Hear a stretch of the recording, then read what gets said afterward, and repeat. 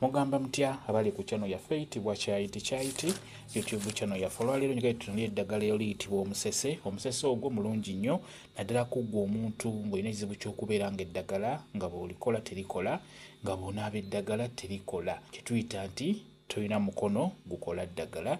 Tunuulira omusese ogwo. Omusese guno singa obeera ogufunye ofuna ebikoola wamu n'obutititi n'oliteeka mu bbaafu n'obeera ng'oliyenga n'ofuna wodda n'onaaba eddagala eryo nga tonnakola liiri ogenda okubeera nga onaaba eddagala lyo. Sooka onaaba omusese. Omusese gujja kukuyambako eddagala lijja kuba likola bulungi nnyo olw'ensonga nti omusese guyambira ddala ku bantu abo abalina emikono egitakola ddagala.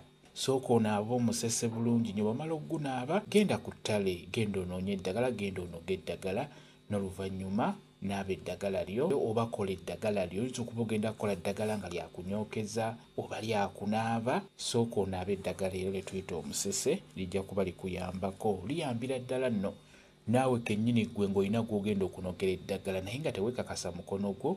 Sooka ofune omusese gunaabe. Bw'omala ogunaaba genda onogera omuntu eyo eddagala gw'ogenda okunogera.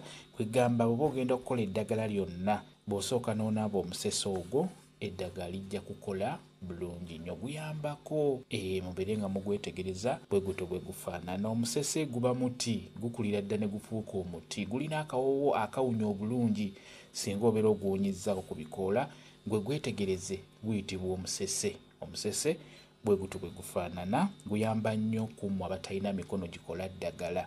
Sooka okole bw'otyo nga bwe nkunyonnyodde n'oluvannyuma okole eddagala lyo. Kyekyo kambe WhatsApp namba yange osobola okumbuuza, nja kwongera okunyonnyola ku vidiyo eno. WhatsApp namba yange eri 0777873401 yeeyo WhatsApp namba yange. Mwebale kubeera ku channel yaffe eyitibwa Kyayiti YouTube channel yaffe. Kyembasaba mugende mu maaso n'ogyegattako mubeere bulungi. Mweraba.